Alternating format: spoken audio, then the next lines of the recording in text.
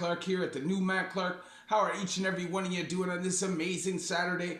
I'm doing great. My girl's doing great. My family's doing great. I hope each and every one of you are doing great, even though we're living in chaos. We don't have the answers. We don't know what's going on.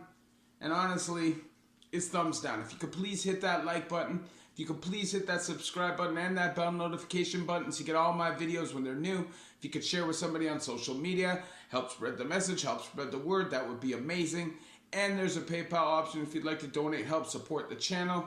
The link is in the description of all of my videos. So I get asked a lot of questions about sentences. What kind of sentence am I going to get? Can I get this kind of sentence? Can I get this kind of sentence? So I figured the best thing for me to do would be to do a video and break down each possible sentence you could get in this country and kind of just give you an understanding of what it would take for you to get that sentence. I don't know if I'm going to be perfect. I'm not a lawyer. I did a little bit of research. I tried my best to see if I understood everything, and I think I do. I think I'll be able to explain it properly. But this is just a kind of a general and broad breakdown of the charges available in Ontario. So number one, the number one charge that you can get or sentence you can get, which everybody wants, is an absolute discharge. That means no conviction, free to dogs, walk from the box, can't hold me, lawyer ripped it apart, top shot that lawyer. That means things went the best possible outcome for you.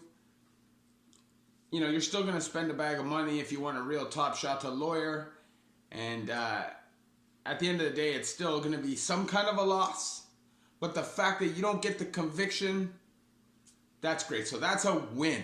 Number one, absolute discharge. The number two sentence that you can get is just fine or restitution, paying money back. Certain crimes, you can just be sentenced to a set fine. You know, that's going to be a very minimal crime, maybe like vandalizing something or spray painting something in public or something like that. And restitution can be sentenced by itself, or it can also be sentenced as a part of a criminal sentencing. Say you damage something if you're breaking into it, or, you know, a high-speed chase, you smash a bunch of businesses. I don't know exactly what it would take for you to have to pay restitution, but you get the idea. So the number two sentence you can get, fine or restitution. The number three sentence that you can get is called a conditional discharge. So a conditional discharge is really only going to be given to somebody who has zero convictions. And basically what's going to happen is you're going to be put on a probation order from 1 to 3 years. If you finish that probation order after 3 years, that conviction will be stricken from your record. So you'll finish your probation. 3 years after that probation order is finished, you will have no criminal record. Now, if you incur new charges, pick up some kind of new conviction, you're out in the streets and you just feel the need to go out and do some crime, or you just got to feed yourself, your stomach is hungry, your ribs is touching, and you pick up a conviction, whatever conviction you got is getting tagged onto that record. Now, you're not going to do more time except for the breach, but you're definitely going to have the criminal record. So that is the number three sentence that you can get in this country, a conditional discharge. The number four sentence that you can get in this country is probation. Now, we all know what probation is. It is community supervision, medium invasiveness.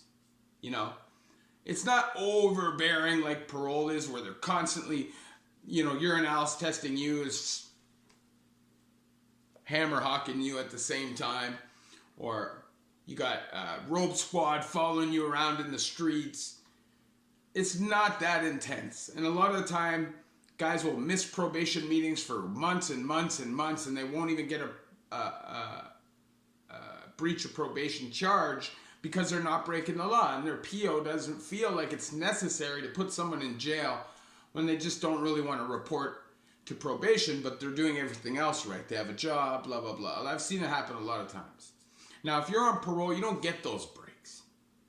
That is the difference between probation and parole. And another difference between probation and parole is on probation, a breach is a criminal charge. It is a breach of probation charge. So you'll be given conditions like keep the peace, keep the peace and be a good behavior, which basically, you know, it's so vague. It could blanket anything, right? Don't associate with anybody with a criminal record. Well, on parole, it's don't associate with anybody actively involved in criminal activity. It's different things. They don't urinalyze you on probation. So even if they give you that stipulation, unless you get caught like in the streets hammered or messed up, or you're at a bar or a trap house or something, when you get arrested, the chance of you getting that breach is slim to nil. And the average for a breach of probation for somebody who's not in and out constantly their whole life, I would say would be between 15 to 30 days. But those 15 to 30 days can stack up pretty quick. If you're in the wrong situation, you end up getting arrested for 5, 6, 7, 8 different breaches. I've seen it happen where guys end up doing a year in jail for breaches of probation. Why? You know, I never really had probation past 2003 because as soon as I got federal time, they stopped giving you probation because you're on parole and it's not necessary. So the number 4 sentence that you can get in Canada is probation. The number 5 sentence that you can get is a suspended sentence. A suspended sentence is basically just probation, except you're typically given the suspended sentence by a judge prior to being sentenced, if that makes sense. So they'll give you a stretch of time where if you stay good during that period of time, after that stretch of probation, they bring you in for your sentencing. If you complete that stretch, you may walk, or you do walk. I don't know exactly, but that is what a suspended sentence is. I never really hear of anybody that gets these kind of sentences.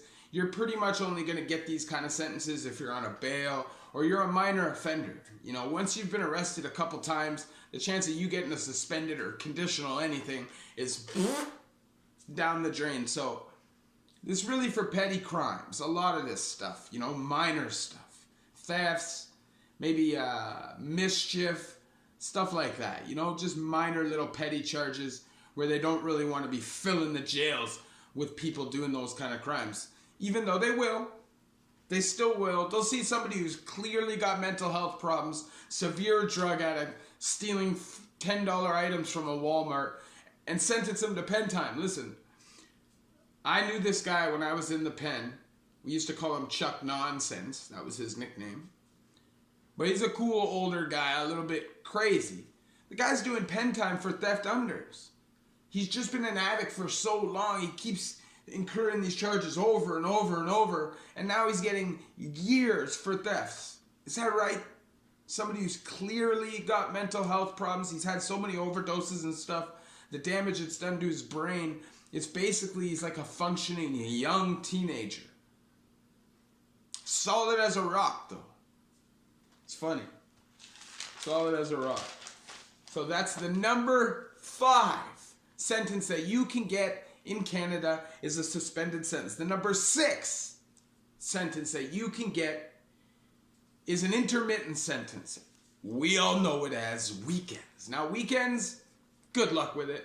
First-time offenders, maybe second-time offenders, family men with good jobs who aren't criminals are the only ones getting intermittent sentences, or young guys, maybe an 18-year-old who's got a job. Once you're actively involved in jail time and prison time, it's another one of those sentences that's just not likely you're probably ever going to receive it, you know? And when you do weekends, the max sentence can be for only 90 days because it's stretched out, remember, because you're only doing weekends. I think 90 days is more than a full year. So the good thing about weekends is on Friday, you get to turn yourself in every day. So you get to walk in there like a suitcase, like, just sore butt, just stuffed to the hilts. Smoke it down all weekend, sleep all weekend. It's really not doing time. You get out Monday morning and time to go to work. So the number 6 sentence that you can get in this country, an intermittent sentence. Good luck with it. I wish you luck. I hope you get one. Now, the next sentence is something that we all know. I know very well, and that is in prison. We all know you can get anywhere from 1 day, which is basically not imprisonment. If you get sentenced to 1 day at court, they'll drive you back to the prison. You'll sit there for a couple hours. They'll do your intake and stuff, and then they'll outtake you right away, put you in a cab, and send you home with your property. That is a 1 day sentence. Provincial sentence is anywhere from 1 day to 2 years less a day. That is a provincial sentence, which you will serve in a provincial, correctional, or detention center. Most of them are both nowadays anyways. They're all super jails. So Penetang, Maplehurst, Lindsay, the South, you're going to serve it in one of these jails if you're doing provincial time. Unless you're out in the country somewhere, then you might be in a better provincial situation. Federal time is 2 years plus a day to life 25. That is the maximum sentence you can get in this country, is life 25. There's only one other circumstance where you may do more time than that, and I'll explain that a little bit later on. But life 25 is the max sentence. So that's detention centers, pens,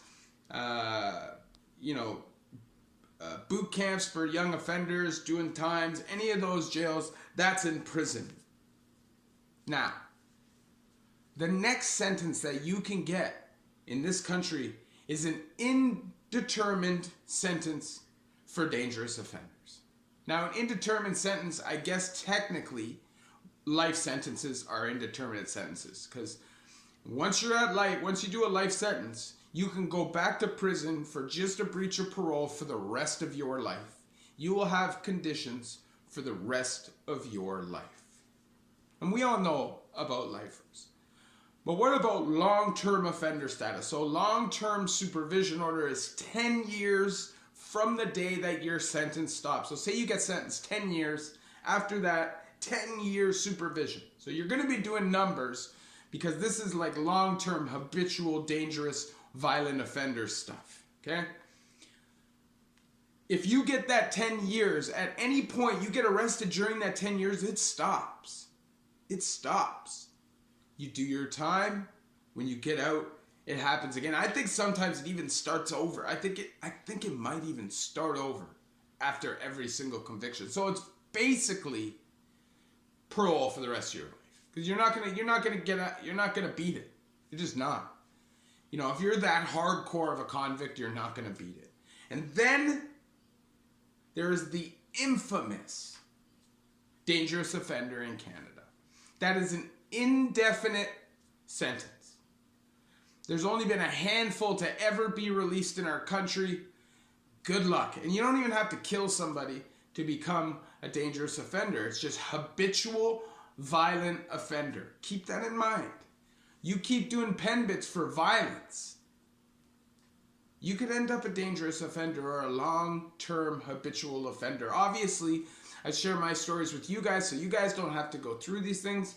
If I could snap my finger, nobody gets sentenced to any of these sentences, then that's what I would do. But that's not life. That is not reality, especially in 2021. People are hungry. Like I said, ribs is touching. Businesses are being shut down. Jobs are being lost. It's tough out here.